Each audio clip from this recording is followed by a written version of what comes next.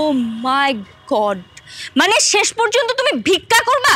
হ্যাঁ, এতদিন তোমার সাথে প্রেম করছি, এখন বিয়ে করে সংসার করতেছি, তোমার মুখে তো জীবন আমি চাকরির কথা শুনলাম না। আজকে তুমি ভিক্ষা করতে চাচ্ছ?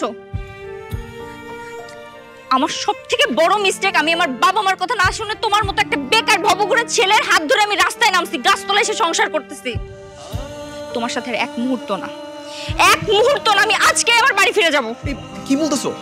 আমি এসব আর খাবো না। তুমি শোনো মোহনা, শোনো, এরকম কোনো কিছু হয় না। কোনো কথা বলবা না তুমি।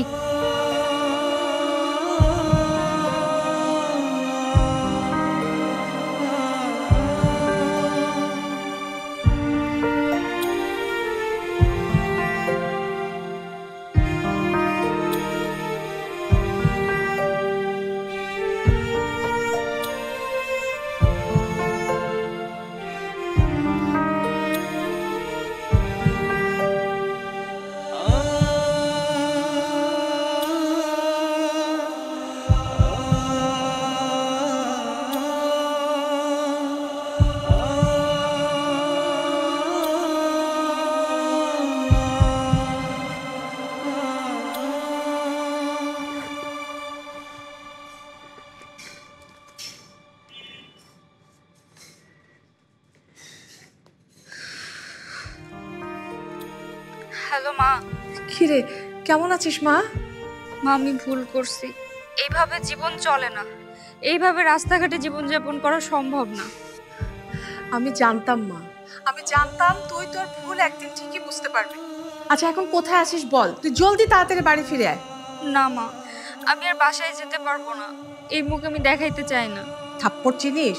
এই, মায়ের কাছে আবার কিসের মুখ দেখা দেখি রে? আর শোন, তুই একটা কাজ কর, তুই জামাইকে নিয়ে সরাসরি বাসায় চলে আয়। কিন্তু বাবা। আরে বোকা মেয়ে, তুই তো তোর বাবাকে জানিস, তার মনটা নরম, কিন্তু ওই যে ইগোটা একটু বেশি।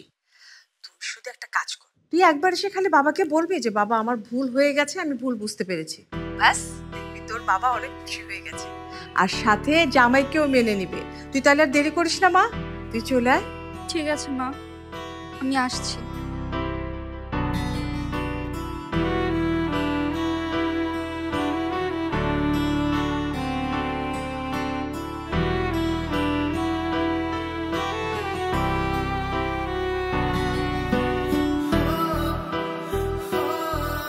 মারে, আসলে আমি চেয়েছিলাম প্র্যাকটিক্যালি তুই জীবনটাকে দেখ, সব কিছু বোঝার চেষ্টা কর। বাবা মারা কখনোই সন্তানের খারাপ চায়। ভালোবাসার মধ্যে ডুবে থাকা অবস্থায় দেশের হাজার হাজার ছেলে মেয়েরা এরকম একটা ভুল সিদ্ধান্ত নেয় অথবা ভুল পথ বেছে নেয়। তারা আসলে জীবনটাকে সহজ মনে করে। তুইও এরকম একটা ভুল সিদ্ধান্তের মধ্যেই ডুবেছিলি।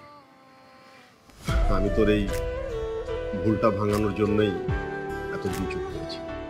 হ্যাঁ বাবা, আমি সত্যি ভুল করেছি, কিন্তু এটাও সত্যি বাবা, রায়হান অনেক ভালো ছেলে, আমার থেকে অনেক ভালো পরিবারে ওর জন্য বিয়ের সম্বন্ধ এসেছে, কিন্তু আমার জন্য বিয়ে করেনি, ও রাস্তায় নেমে আমার সাথে সংসার করেছে।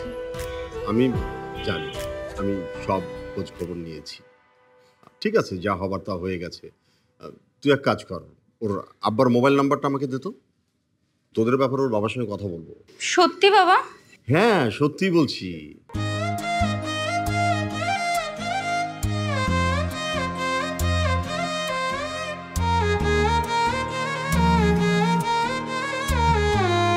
হ্যালো।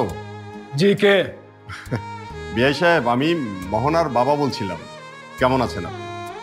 ও, আছে আর কি। বিআই সাহেব, বলছিলাম কি, মান সম্মান নষ্ট যা হওয়ার তা তো হয়ে গেছে, আর আমরা মান সম্মান নষ্ট না করি। আপনি যদি বিষয়টা মেনে নেন, আমরা একটা দিনক্ষণ ঠিক করে একটা ছোট্ট আয়োজনের মধ্যে দিয়ে সবকিছু শেষ করে ফেলি, কি বলেন? অবশ্য আপনি মেনে না নিলেও কোনো সমস্যা নেই। বাকি অনুষ্ঠানটা শেষ করে আপনার ছেলেকে আমি আমার বাড়িতে ঘর জামাই হিসাবেই রেখে দিই, কি বলেন? আরে না না, আমার একমাত্র ছেলে, ওকে ঘর জামাই করে কি আমি সম্মান নষ্ট করবো নাকি? আচ্ছা শোনেন, আমি রাজি আছি, আপনি একটা দিনক্ষণ ঠিক করেন।